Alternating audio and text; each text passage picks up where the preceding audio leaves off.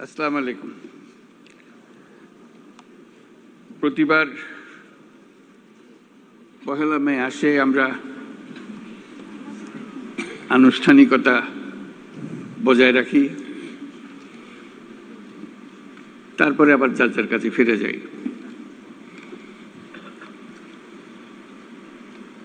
এবারের পহেলা মে ভিন্ন।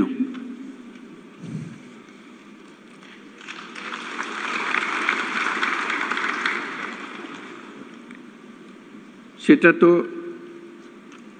অভ্যুত্থানের মাধ্যমে যে সুযোগ আমাদের সৃষ্টি হয়েছে, সেই সুযোগ এই পরিস্থিতির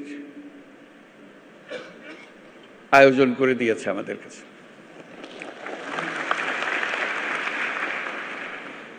আমরা আজকে যেগুলোই উচ্চারণ করলাম, যেসব কথা বলি, আগেও ওরকম বলেছি নিশ্চয়ই অতীতে পহেলা মে যখন হয়েছে, কিংবা এবারের অর্থ ভিন্ন। এই জন্য ভিন্ন, আমরা এই প্রতিশ্রুতি নিয়ে সরকার যাত্রা শুরু করেছে, যেটা ছাত্র, শ্রমিক এবং জনগণের অভ্যুত্থানের মাধ্যমে যেটা আকাঙ্ক্ষা সৃষ্টি হয়েছে, নতুন বাংলাদেশ গড়া। এই নতুন বাংলাদেশ হবে না যদি শ্রমিকদের অবস্থা পুরনো বাংলাদেশের মধ্যে থেকে যায়।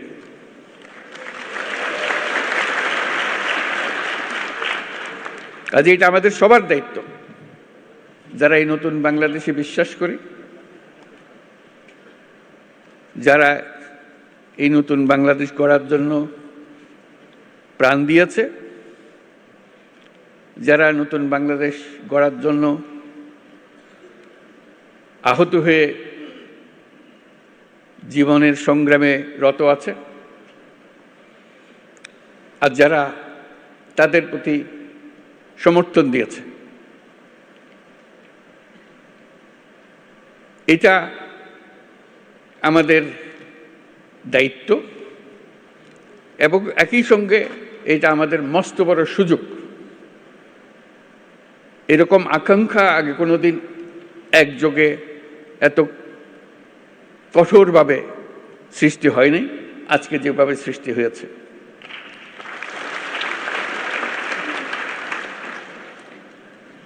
শ্রম সংস্কার কমিশনের চেয়ারম্যান সাহেব খুব সুন্দর করে আমাদের যত আকাঙ্ক্ষা নতুন বাংলাদেশের শ্রমিকদের কি হবে সেগুলো তুলে ধরেছেন তাদের কমিশনের রিপোর্টে, এবং সেটা উনি ভালো করে বুঝিয়ে দিয়েছেন। এটা শুধু শ্রমিকদের পক্ষ থেকে বলার কথা না, সকল পক্ষকে নিয়ে, সকল পক্ষের অংশীদারিত্বে এই কমিশনের রিপোর্ট রচনা হয়েছে। তারা যেসব কথা বলেছেন, যেসব সুপারিশ করেছেন, আমি ব্যক্তিগতভাবে অভিভূত হয়েছে। এত সুন্দর করে এত কঠিন বিষয়গুলোকে তুলে ধরেছে। আমি তাকে অনুরোধ করছিলাম আমাদেরকে একটা তালিকা দেন যেগুলো তাড়াতাড়ি করা যায়। তিনি সঙ্গে সঙ্গে বললেন, আমি প্রস্তুত হয়ে এসেছি, তালিকা আপনার জন্য নিয়ে এসছি। আশু করণীয়,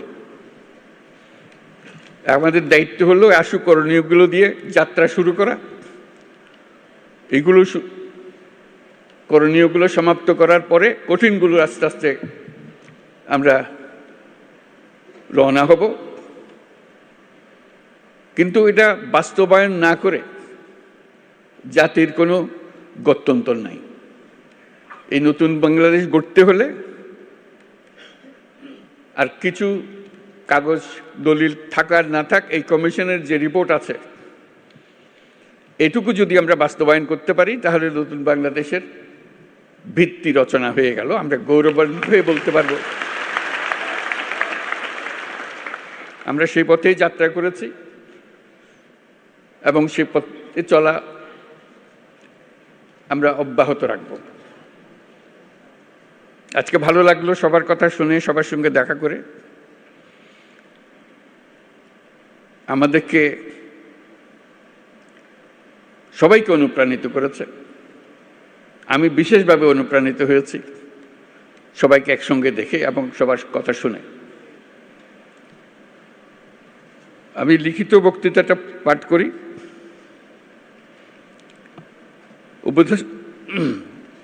উপদেষ্টা পরিষদের সদস্যবৃন্দ, কূটনীতিকবৃন্দ, ইয়োর এক্সেলেন্সিজ, আইএলও সহ বিদেশি সংস্থার প্রতিনিধিবৃন্দ, শ্রমিক ও মালিক সংগঠনের নেতৃবৃন্দ, সাংবাদিকবৃন্দ এবং উপস্থিত সম্মানিত সুধী, আজ মহান মে দিবস। বিশ্বের শ্রমজীবী মানুষের সাথে সংহতি প্রকাশের এক ঐতিহাসিক গৌরবময় দিন। দৈনিক ৮ ঘন্টা শ্রম, ন্যায্য মজুরি ও শ্রমের মর্যাদা আদায়ের লক্ষ্যে 1886 সালের 1 মে মার্কিন যুক্তরাষ্ট্রের শিকাগো শহরে মার্কেটে শ্রমিক শ্রেণীর রক্তাক্ত সংগ্রামের মধ্য দিয়ে শ্রমিক ও শ্রমের মর্যাদা সম্মানের সাথে বিশ্বময় স্বীকৃতি লাভ করেছে। সেই প্রেক্ষাপটে এটি শুধু একটা সাধারণ দিবস নয়, শ্রমজীবী মানুষের অধিকার আদায়ের আন্দোলনের সংগ্রামের অনুপ্রেরণার উৎস। তার সঙ্গে এখন যুক্ত হয়েছে আমাদের অভ্যুত্থান, জুলাই অভ্যুত্থান।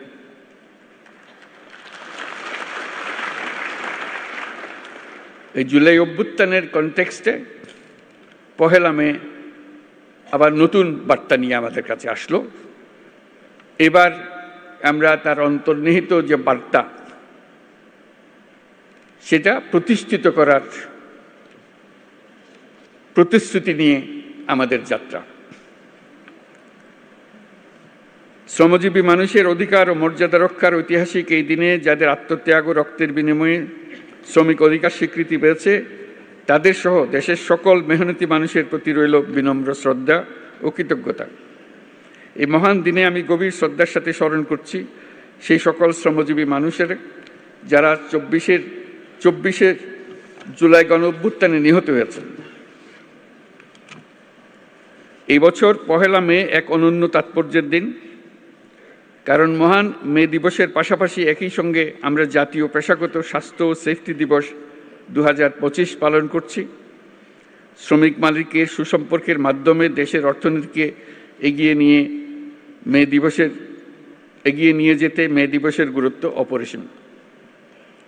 এই বছর মে দিবসের প্রতিপাদ্য শ্রমিক মালিক এক হয়ে গর্ব এ দেশ নতুন করে। আমাদের দেশের টেকসই উন্নয়নের জন্য অত্যন্ত তাৎপর্যপূর্ণ। এটি শুধু একটা স্লোগান নয়, বরং জাতীয় জীবনের উন্নয়নের ভিত্তি। কারণ শ্রমিক মালিক পরস্পরের পরিপূরক এবং তাদের যৌথ প্রচেষ্টায় একটি শক্তিশালী, আত্মনির্ভর ও সমৃদ্ধ বাংলাদেশ গড়ে তুলতে পারবে বলে আমি দৃঢ়ভাবে বিশ্বাস করি। একটি জাতির অগ্রগতির মূলে রয়েছে পরিশ্রমী শ্রমজীবী জনগণ এবং দায়িত্বশীল মালিক শ্রেণী। একজনের পরিশ্রম এবং আরেকজনের নেতৃত্ব, ব্যবস্থাপনা ও বিনিয়োগ মিলিয়েই বৃদ্ধি পায় উৎপাদনশীলতা, গড়ে ওঠে শিল্প ও অর্থনীতি। বাংলাদেশের পোশাক খাত, কৃষি, শিল্প, নির্মাণ, পরিবহন, প্রযুক্তি প্রতিটি খাতের উন্নতির পেছনে রয়েছে শ্রমিকের পরিশ্রম।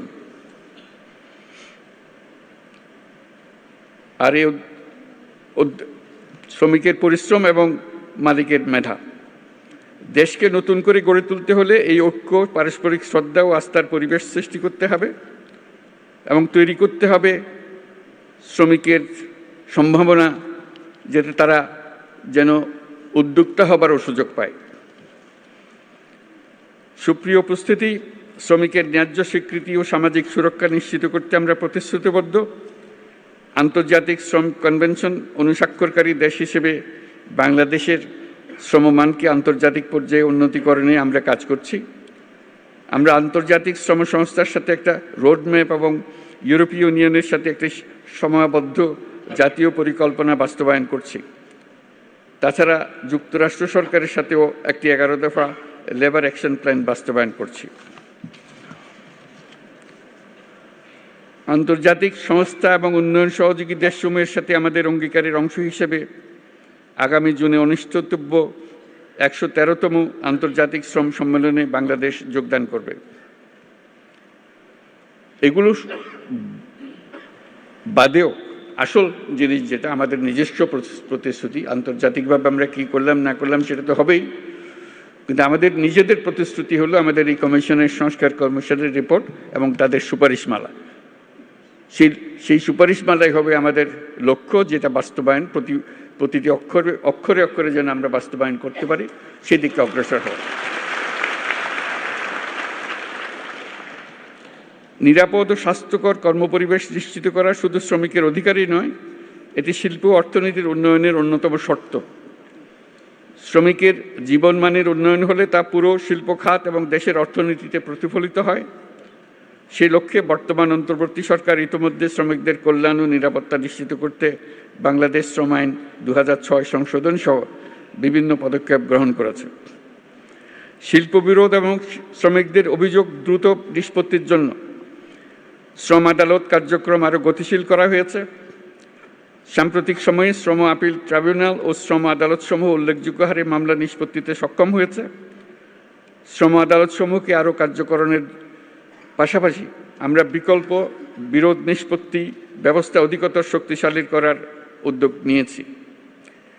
শ্রম কর্মসংস্থান মন্ত্রণালয়ের আওতাধীন কেন্দ্রীয় তহবিলের মাধ্যমে তৈরি পোশাক খাতে এবং শ্রমিক কল্যাণ ফাউন্ডেশনের মাধ্যমে তৈরি পোশাক খাত ব্যতীত অন্যান্য খাতে কর্মরত দুর্ঘটনার শিকার শ্রমিক ও তাদের পরিবারকে এককালীন আর্থিক সুবিধা প্রদান করা হয়ে থাকে।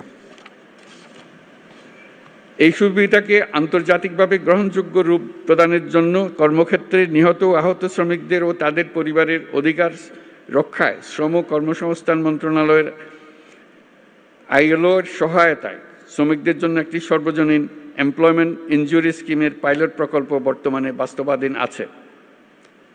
অন্যান্য উদ্যোগের পাশাপাশি সারা দেশে ৩২টি শ্রম কল্যাণ কেন্দ্রের মাধ্যমে শ্রমজীবী মানুষের স্বাস্থ্যসেবা প্রদান করা হচ্ছে। শিশু শ্রম নিরসনের লক্ষ্যে নানামুখী উদ্যোগ গ্রহণ করা হয়েছে।